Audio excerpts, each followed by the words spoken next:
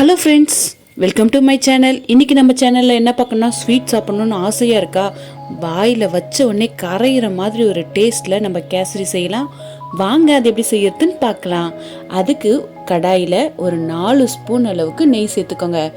1 cup அளவுக்கு ரவையை சேர்த்துக்கோங்க. அடுப்பை மீடியமில் வச்சுட்டு இதை நல்லா வறுத்துக்கோங்க. நம்ம நெய்யில் ரவையை வறுக்கிறப்பயே அது கூட 2 ஏலக்காவையும் சேர்த்து இந்த டைமில் வறுத்துக்கோங்க. அப்படி நம்ம வறுக்கிறப்ப நல்லா கேசரி வாசனையாக இருக்கும்.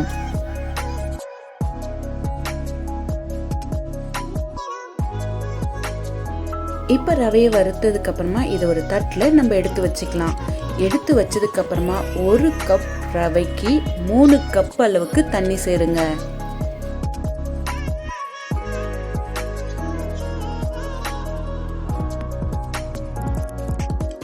இப்போ ரவை எல்லாமே ஒரு தட்டில் எடுத்து வச்சதுக்கப்புறம் இந்த கப்பால் 1 கப்பு நான் ரவை எடுத்திருக்கேன். அதே கப்பால் ஒரு 3 கப் அளவுக்கு நான் தண்ணி சேர்த்துக்க போகிறேன்.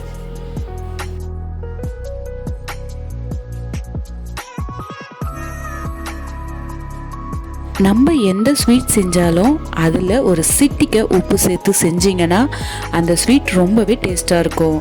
இப்போ கலருக்கு கேசரி பவுடர் கொஞ்சமாக சேர்த்துக்கோங்க. இப்போ தண்ணி நல்லா கொதிக்கிற வரைக்கும் நம்ம வெயிட் பண்ணலாம்.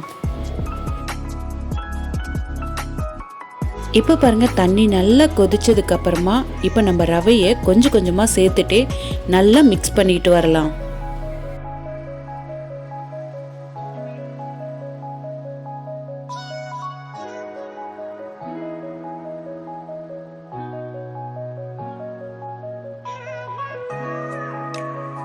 எல்லா ரவையும் அதில் சேர்த்ததுக்கு அப்புறமா நல்லா மிக்ஸ் பண்ணி விட்டுட்டே இருங்க.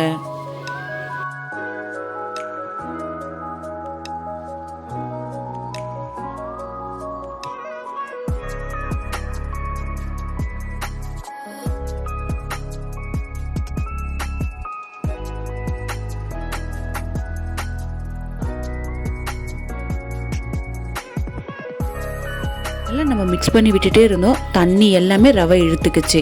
இப்போ 1 கப்புக்கு ரவைக்கு 1 கப்பு சர்க்கரையை சேர்த்துக்கோங்க. 1 கப் ரவைக்கு 1 கப் சர்க்கரை ஸ்வீட் கரெக்டாக இருக்கும். இல்லை உங்களுக்கு கொஞ்சம் கம்மியாக இருக்கிற மாதிரியாக இருந்துச்சுன்னா நீங்கள் கூட கொஞ்சம் சேர்த்துக்கலாம். இல்லை அதிகமாக இருக்கிற மாதிரி உங்களுக்கு தோணுச்சுன்னா, நீங்கள் சர்க்கரை அதிகமாக சாப்பிடாதவங்களா இருந்தீங்கன்னா கொஞ்சம் கம்மி பண்ணிக்கோங்க. ஸ்வீட் உங்களுக்கு ஏற்ற மாதிரி நீங்கள் சேர்த்துக்கோங்க. நான் இன்னைக்கு பாதாம் ஒரு 7 பாதாம் எடுத்து அதை தட்டிட்டு சேர்த்துக்கிறேன். நீங்கள் முந்திரி சேர்த்துக்கலாம், திராட்சை சேர்த்துக்கலாம்.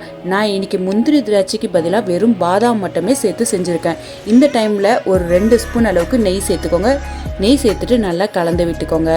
பாதாம் சேர்த்து ஒரு முறை செஞ்சு பாருங்கள், ரொம்பவே டேஸ்ட்டாக இருக்கும். இது கூட முந்திரி திராட்சை இது எல்லாமே சேர்த்து செய்யுங்க, ரொம்பவே டேஸ்ட்டாக இருக்கும். இப்போ ஒரு சூப்பரான டேஸ்ட்டில் கேசரியை ரெடி பண்ணியாச்சு.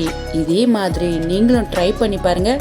ட்ரை பண்ணி பார்த்துட்டு எப்படி இருக்குன்னு மறக்காமல் கமெண்ட் பண்ணுங்கள். அப்படி எங்கள் சேனலை சப்போர்ட் பண்ணுங்கள். உங்களுக்கு டக்குன்னு ஸ்வீட் சாப்பிடணும்னு ஆசையாக இருந்தால் இந்த மாதிரி ஒரு முறை ட்ரை பண்ணி பாருங்கள். இந்த வீடியோ உங்களுக்கு பிடிச்சிருந்தா மறக்காமல் எங்கள் சேனலை சப்போர்ட் பண்ணுங்கள். உங்களுடைய சப்போர்ட்டும் ஆதரவும் இருந்தால் மட்டும்தான் என்னுடைய சேனலை என்னால் முன்ன கொண்டு போக முடியும். மறக்காமல் கமெண்ட் பண்ணுங்கள், லைக் பண்ணுங்கள்.